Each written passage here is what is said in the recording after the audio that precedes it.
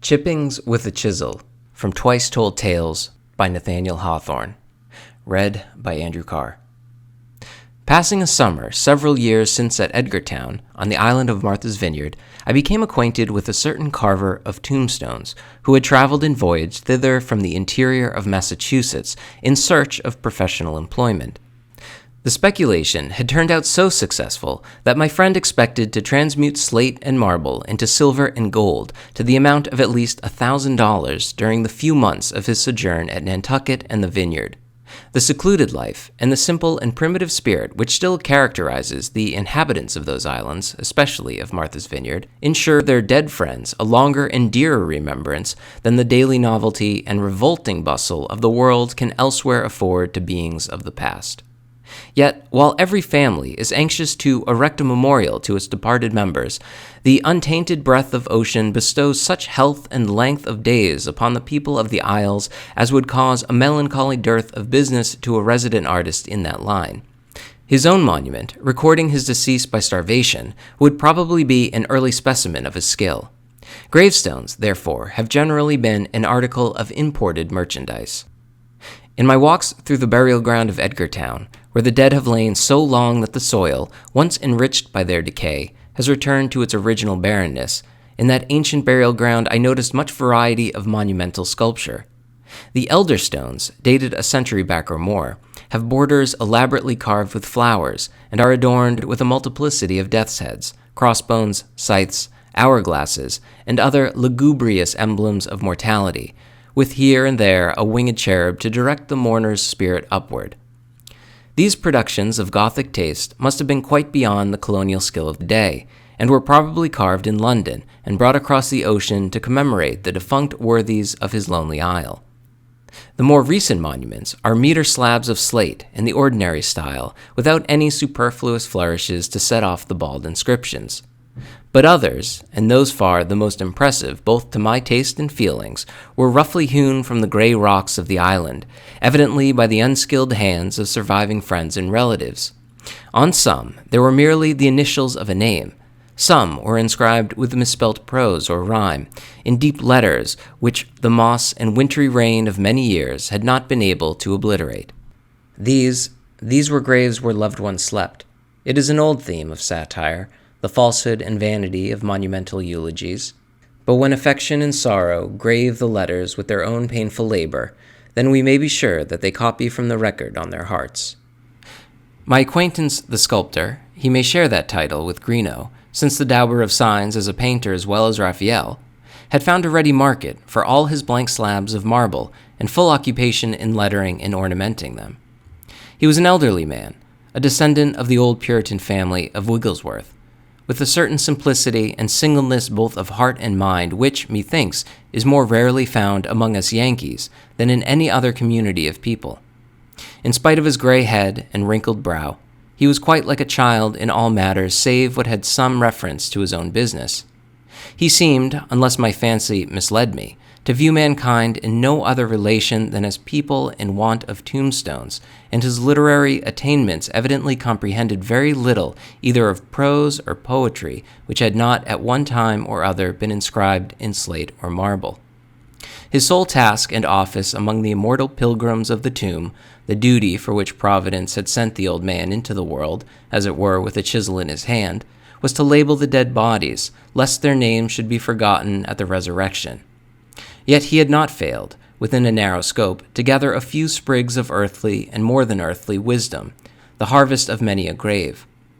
And lugubrious as his calling might appear, he was as cheerful an old soul as health and integrity and lack of care could make him, and used to set to work upon one sorrowful inscription or another with that sort of spirit which impels a man to sing at his labor. On the whole, I found Mr. Wigglesworth an entertaining and often instructive, if not an interesting, character, and partly for the charm of his society, and still more because his work has an invariable attraction for, quote, man that is born of woman, I was accustomed to spend some hours a day at his workshop.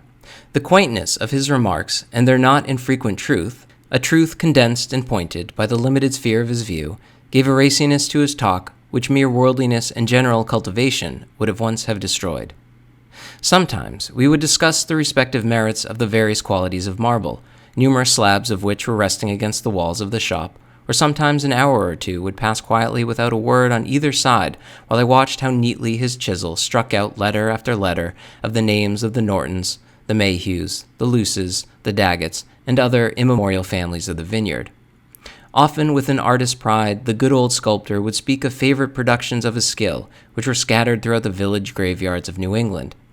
But my chief and most instructive amusement was to witness his interviews with his customers, who held interminable consultations about the form and fashion of the desired monuments, the buried excellence to be commemorated, the anguish to be expressed, and finally, the lowest price in dollars and cents for which a marble transcript of their feelings might be obtained. Really, my mind received many fresh ideas, which perhaps may remain in it even longer than Mr. Wigglesworth's hardest marble will retain the deepest strokes of his chisel.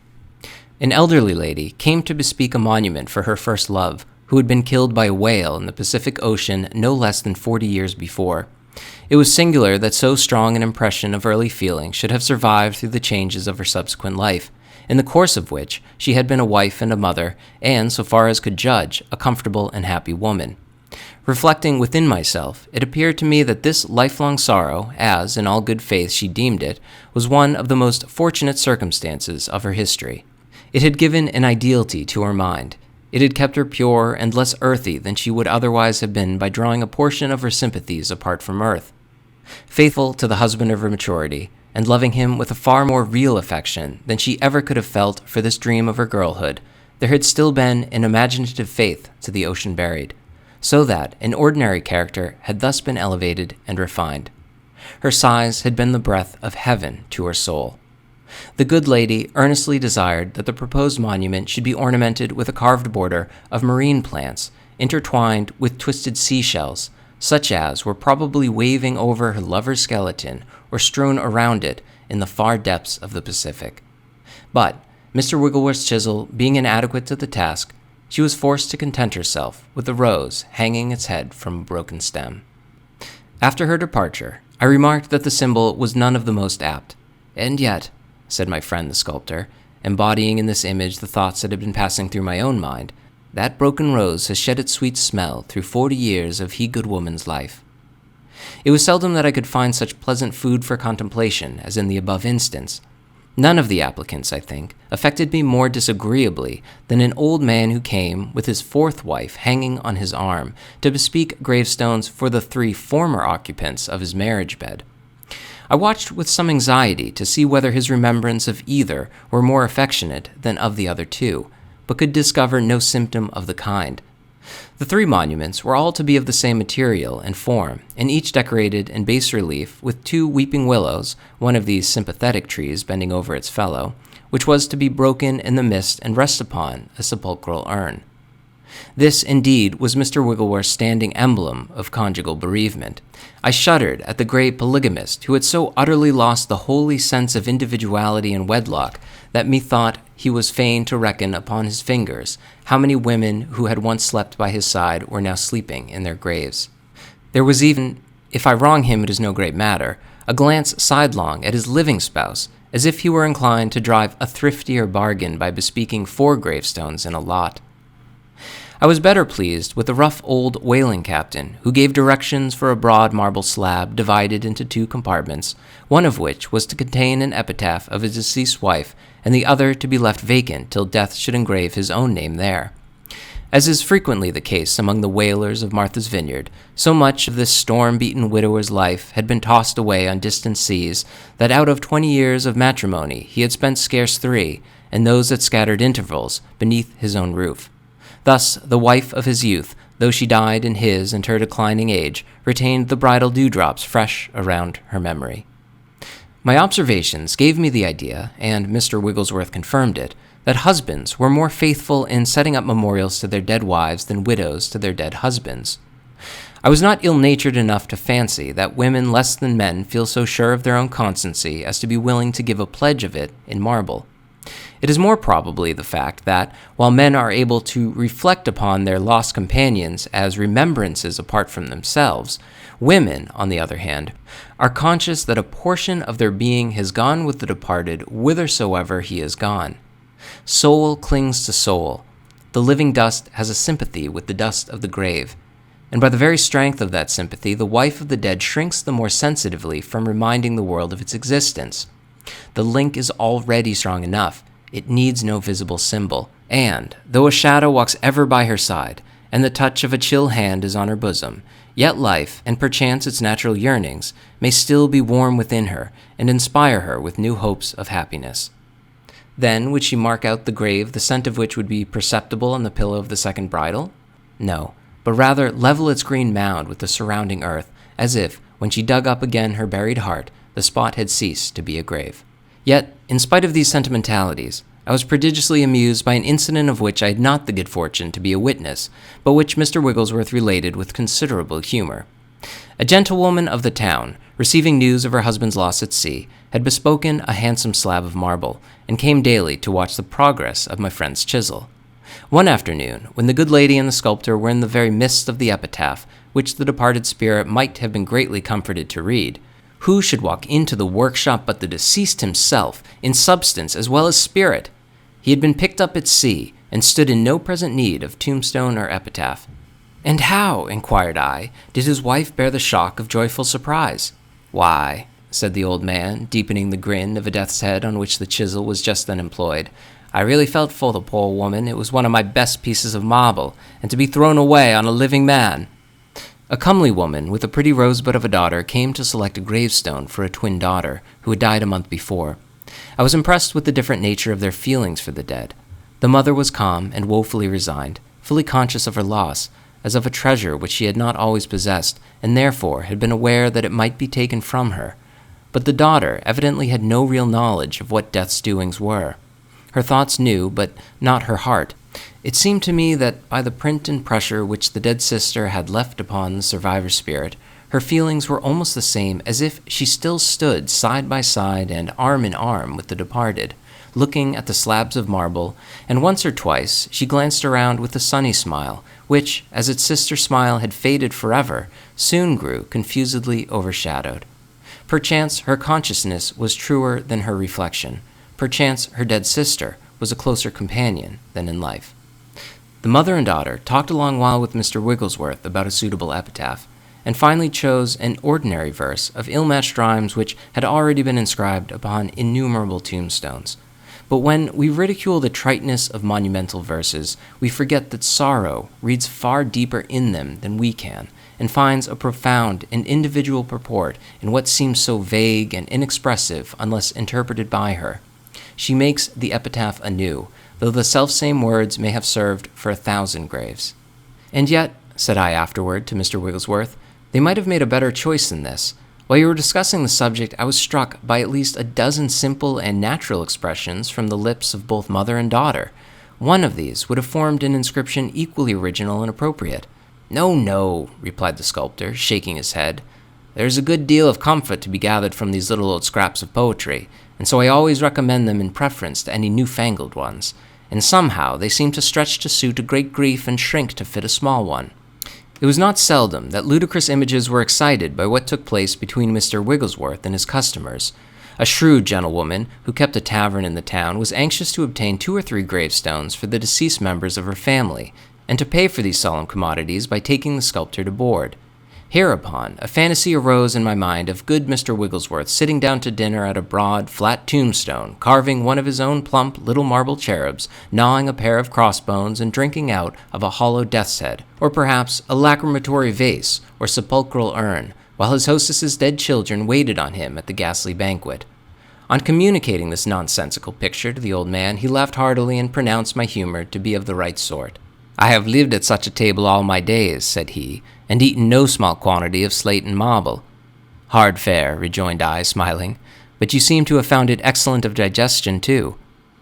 A man of 50 or thereabouts, with a harsh, unpleasant countenance, ordered a stone for the grave of his bitter enemy, with whom he had waged warfare half a lifetime, to their mutual misery and ruin. The secret of this phenomenon was that hatred had become the sustenance and enjoyment of the poor wretch's soul. It had supplied the place of all kindly affections.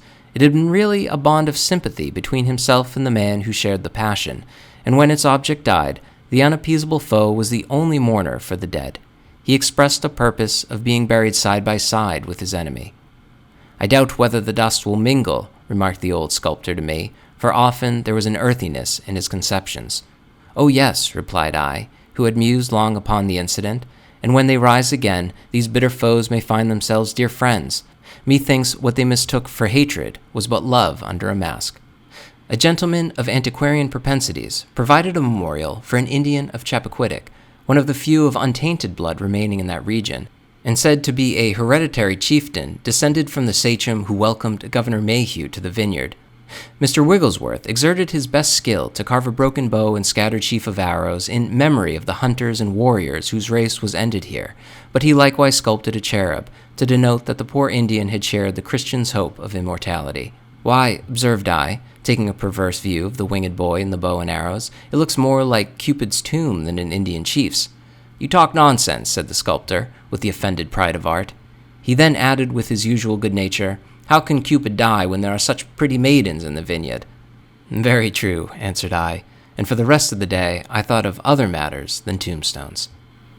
At our next meeting, I found him chiseling an open book upon a marble headstone, and concluded that it was meant to express the erudition of some black-letter clergyman of the Cotton Mather school. It turned out, however, to be emblematical of the scriptural knowledge of an old woman who had never read anything but her Bible, and the monument was a tribute to her piety and good works from the Orthodox Church of which she had been a member. In strange contrast with this Christian woman's memorial was that of an infidel, whose gravestone, by his own direction, bore an avowal of his belief that the spirit within him would be extinguished like a flame, and that the nothingness whence he sprang would receive him again. Mr. Wigglesworth consulted me as to the propriety of enabling a dead man's dust to utter this dreadful creed. "If I thought," said he, "that a single mortal would read the inscription without a shudder, my chisel should never cut a letter of it. But when the grave speaks such falsehoods, the soul of man will know the truth by its own horror." "So it will," said I, struck by the idea. "The poor infidel may strive to preach blasphemies from his grave, but it will only be another method of impressing the soul with a consciousness of immortality." There was an old man by the name of Norton, noted throughout the island for his great wealth, which he had accumulated by the exercise of strong and shrewd faculties, combined with a most penurious disposition. This wretched miser, conscious that he had not a friend to be mindful of him in his grave, had himself taken the needful precautions for posthumous remembrance by bespeaking an immense slab of white marble with a long epitaph in raised letters, the whole to be as magnificent as Mr. Wigglesworth's skill could make it. There was something very characteristic in this contrivance, to have his money's worth even from his own tombstone, which indeed afforded him more enjoyment in the few months that he lived thereafter than it probably will in a whole century, now that it is laid over his bones. This incident reminds me of a young girl, a pale, slender, feeble creature most unlike the other rosy and healthful damsels of the Vineyard, amid whose brightness she was fading away. Day after day did the poor maiden come to the sculptor's shop and pass from one piece of marble to another, till at last she penciled her name upon a slender slab which, I think, was of a more spotless white than all the rest. I saw her no more, but soon afterward found Mr. Wigglesworth cutting her virgin name into the stone which she had chosen. "She is dead, poor girl," said he, interrupting the tune which he was whistling, "and she chose a good piece of stuff for a headstone. Now, which of these slabs would you like best to see your own name upon?" "Why, to tell you the truth, my good Mr. Wigglesworth," replied I, after a moment's pause, for the abruptness of the question had somewhat startled me, "to be quite sincere with you, I care little or nothing about a stone for my own grave, and am somewhat inclined to skepticism as to the propriety of erecting monuments at all over the dust that once was human. The weight of these heavy marbles, though unfelt by the dead corpse or the enfranchised soul, presses drearily upon the spirit of the survivor, and causes him to connect the idea of death with the dungeon-like imprisonment of the tomb, instead of with the freedom of the skies. Every gravestone that you have ever made is the visible symbol of a mistaken system. Our thoughts should soar upward with the butterfly, not linger with the exuvia that confined him. In truth and reason, neither those whom we call the living, and still less the departed, have anything to do with the grave." "I never heard of anything so heathenish," said Mr. Wigglesworth, perplexed and displeased at sentiments which controverted all his notions and feelings and implied the utter waste and worse of his whole life's labor. "Would you forget your dear friends the moment they are under the sod?" They are not under the sod, I rejoined. Then why should I mark the spot where there is no treasure hidden? Forget them? No, but to remember them aright, I would forget what they have cast off, and to gain the truer conception of death, I would forget the grave. But still the good old sculptor murmured, and stumbled, as it were, over the gravestones amid which he had walked through life. Whether he were right or wrong, I had grown the wiser from our companionship, and from my observations of nature and character as displayed by those who came, with their old griefs or their new ones, to get them recorded upon his slabs of marble. And yet, with my gain of wisdom, I had likewise gained perplexity, for there was a strange doubt in my mind, whether the dark shadowing of this life, the sorrows and regrets, have not as much real comfort in them, leaving religious influences out of the question, as what we term life's joys.